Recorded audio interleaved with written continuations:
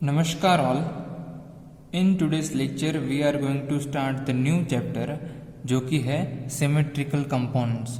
सो आज के लेक्चर में हम पढ़ेंगे कि सिमेट्रिकल कंपोनेंट्स क्या है और जब भी हम अनसिमेट्रिकल फोल्ड एनालिसिस करते हैं तब सिमेट्रिकल कंपोनेंट को हम कैसे यूज करेंगे. Okay, so with this let get this lecture started.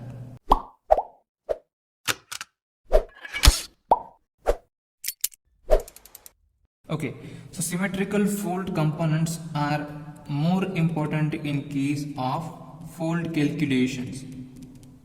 Okay, और अगर मैं बात करूं unsymmetrical fold calculation, ठीक है. तो सिमेट्रिकल कंपोनेंट्स का यूज कब होगा? जब हमें अनसिमेट्रिकल फोल्ड एनालिसिस करना है तब सिमेट्रिकल कंपोनेंट का हम यूज करेंगे, because most of the folds are unsymmetrical folds and unbalanced type of folds. Okay, so जब हम फोल्ड एनालिसिस की बात करते हैं, सो लास्ट लेक्चर में हमने जो चैप्टर कंप्लीट किया था वो था symmetrical fold analysis. So actual power system की अगर मैं बात करूं तो ये सिमेट्रिकल टाइप्स ऑफ फोल्ड है, उसका फ्रीक्वेंसी ऑफ अकरेंस है 5%, जबकि मैं अनसिमेट्रिकल फोल्ड की बात करूं सो उसका फ्रीक्वेंसी ऑफ अकरेंस है 95%. ठीक है, अब अनसिमेट्रिकल फोल्ड में आएगा line to ground fault, line to line fault and double line to ground fault. ठीक है, तो ज्यादातर पावर सिस्टम ट्रांसमिशन लाइन में ये तीन टाइप्स के फोल्ड है वो ज्यादा होते हैं. इसमें भी लाइन टू ग्राउंड फोल्ड है, उसका फ्रीक्वेंसी ऑफ अकरेंस है 75%. ओके, इसका होगा अराउंड 10% और ये होगा अराउंड 15%. ठीक है, so symmetrical fold analysis is occurrence is very rare, where we can say the unsymmetrical folds are most of the folds occurring in a power system. ठीक है, तो जब भी हम अनसिमेट्रिकल फोल्ड एनालिसिस करते हैं सो उसके लिए हमें सिमेट्रिकल कंपोनेंट्स की अंडरस्टैंडिंग की जरूरत पड़ेगी. सो इन बैलेंस सिस्टम, जब प्रीवियस केस में अब तक जब हम जो बात कर रहे थे वो थी बैलेंस सिस्टम के बारे में. So analysis can be done on a single phase basis. तो हम क्या करते थे, पर फेज फाइंड करते थे फोल्ड. ठीक है, now the knowledge of voltage and current in one phase is sufficient to determine the voltage and current in other two phases in case of balanced system. But when the system is unbalanced, so when system is unbalanced, in that case the voltage, current and the phase impedance are unequal. Okay, so your value of your voltage, current और जो phase का impedance है उसकी value क्या होगी, अब unequal होगी, क्योंकि हमारे पास जो सिस्टम वो है अनबैलेंस सिस्टम. अब अनबैलेंस कौन सी जो चीज है उनसे अनबैलेंस हो सकता है? तो first unbalance operation can result when our loads are unbalanced. ठीक है, अगर हमारा लोड है उस केस में हमारी सिस्टम अनबैलेंस हो सकती है. और दूसरी चीज, it can result due to unsymmetrical fault. ठीक है, अनसिमेट्रिकल की फोल्ड की वजह से भी हमारी सिस्टम है वो अनबैलेंस होगी. और इसमें ये तीनों टाइप्स के फोल्ड कंसिडर करेंगे हम, line to line, line to ground and double line to ground. Now such unbalanced operation can be analyzed through the help of the symmetrical components, where what we are doing in symmetrical components. So unbalanced three phase voltage, or we can say the currents, are transformed into the set of balanced voltage and current, and that is called the symmetrical component. Okay, so हम क्या करते हैं, जब हमारे पास unsymmetrical fold होता है तो उस केस में हमारा जो वोल्टेज और करंट की अगर मैं बात करूं तो वो भी क्या होगा, अनबैलेंस्ड. लेट्स से अभी हम बात करते हैं अनबैलेंस्ड वोल्टेज की. सो ये अनबैलेंस्ड वोल्टेज कोई फेज में है, उसको मैं रिप्रेजेंट कर सकता हूं अ सेट ऑफ बैलेंस्ड वोल्टेज. ठीक है, ये सेट ऑफ बैलेंस वोल्टेज है, इसको हम क्या कहते हैं, सिमेट्रिकल कंपोनेंट. ओके, नाउ ये सेट ऑफ बैलेंस वोल्टेज है, उसमें भी तीन चीज को कंसीडर करना पड़ेगा. वो तीन क्या होगी वो अभी हम समझेंगे. ये सेट ऑफ बैलेंस वोल्टेज में आएंगे three types of phasor.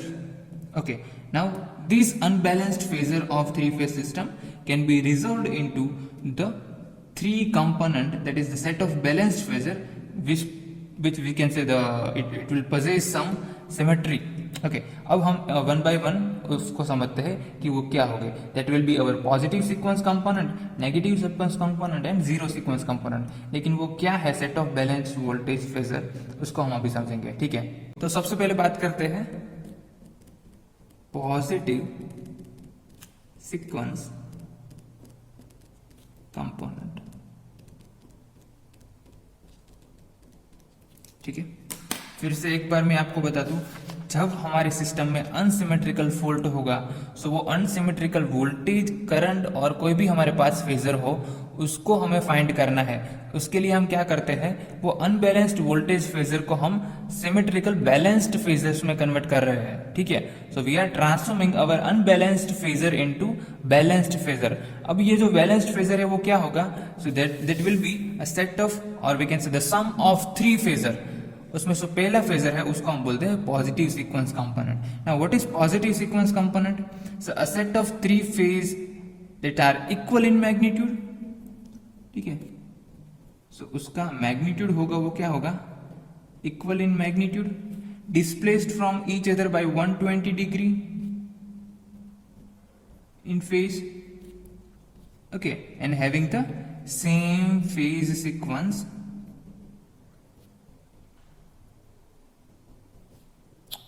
as our unbalanced phasor is having. This set of balanced phasor is called positive sequence component. अब मुझे let me explain this. So let's say हमारे पास कोई unbalanced phasor है. ठीक है, ये है वोल्टेज VA, फेज A का वोल्टेज है, ये फेज B का वोल्टेज है और ये फेज C का वोल्टेज है. ठीक है, अब यहाँ पर आप देख सकते हैं तीनों का मैग्नीट्यूड है वो अलग अलग है फेजर का, वोल्टेज का, और लेट से इनके बीच में जो एंगल है वो भी 120 डिग्री परफेक्ट नहीं है. ठीक है, सो ये अनबैलेंस्ड फेजर है. सो इस अनबैलेंस्ड फेजर को मैं रिप्रेजेंट कर सकता हूँ by a symmetrical component that is nothing but a set of balanced phasor. ठीक है, सो इसको मैं रिप्रेजेंट कर सकता हूँ positive sequence component. So positive sequence component को हम प्लस V से डिनोट करते हैं, plus negative sequence component plus zero sequence component. ठीक है, so unbalanced phasor can be transformed into set of three balanced phasor. ठीक है, फर्स्ट वन क्या है हमारा, positive sequence component, negative sequence component and zero sequence component. और positive sequence component की definition ये है कि that will be equal in magnitude. So ये VA, VB और VC जो है, जब हम पॉजिटिव सीक्वेंस की बात करते हैं तब हमारे VA, VB और VC कुछ ऐसे रहेंगे. ठीक है, अब यहां पर आप देखिए, यहां पर मैंने एक मिस्टेक की. Let's say this is VB and this is VC. Okay, equal in magnitude, तो VA is equal to VB is equal to VC. तो इन तीनों का मैग्नीट्यूड क्या रहेगा, सेम रहेगा. जो कि हमारे पास अनबैलेंस्ड फेजर, ओरिजिनल फेजर है, उसका मैग्नीट्यूड अलग अलग है. 120 इन फेज, सो इन तीनों के बीच में जो फेज डिस्प्लेसमेंट है वो सेम रहेगा, that is 120 degree. And same phase sequence as our original phasor, और we can say unbalanced phasor. So यहाँ पर अनबैलेंस्ड फेजर में आप देखेंगे A, B, C clockwise direction में जा रहा है, तो यहाँ पर भी फेज सीक्वेंस क्या रहेगा, A, B, C in clockwise direction. ठीक है, तो ये हो गया हमारा positive sequence component that is having equal in magnitude, 120 degree phase shift and same phase sequence as our unbalanced phasor is having. Second, negative sequence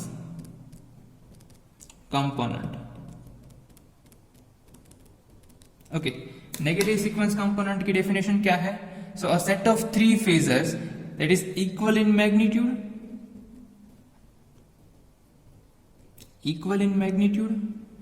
displaced by 120 degree in phase, but it is having the phase sequence that is opposite phase sequence to that of our original phasor. So this set of balanced phasor is called negative sequence component. ठीक है, तो हमारे पास unbalanced phasor same है, सो इसका negative sequence component अगर हम draw करेंगे तो क्या मिलेगा हमें, ठीक है, let's say this is VA, VB and VC। ठीक है, अब यहां पर बोला है हमारे कि अपोजिट फेज सीक्वेंस, तो यहां पर ओरिजिनल फेजर का फेज सीक्वेंस है VA, VB, VC in positive direction, और सॉरी इन क्लॉकवाइज डायरेक्शन। तो यहां पर क्या आएगा, opposite phase sequence mean VA, VB, VC इन एंटी क्लॉकवाइज डायरेक्शन। सो VA यहां पर आएगा, VB यहां पर, VC यहां पर। ठीक है, फेज शिफ्ट कितना रहेगा, 110 degree, 120 degree, 120 degree, and magnitude also will be same. ठीक है, सो पॉजिटिव सीक्वेंस और नेगेटिव सीक्वेंस में डिफरेंस क्या रहेगा, the only difference will be the phase sequence of your voltage और current, whatever it is here. Okay, अभी हम voltage की बात कर रहे हैं। सो ABC यहां पर है, तो ABC in opposite direction will be there in case of negative sequence component. Last but not least is zero sequence component. Zero sequence component. Now what is zero sequence component? So a set of three phasor that is again equal in magnitude with zero phase displacement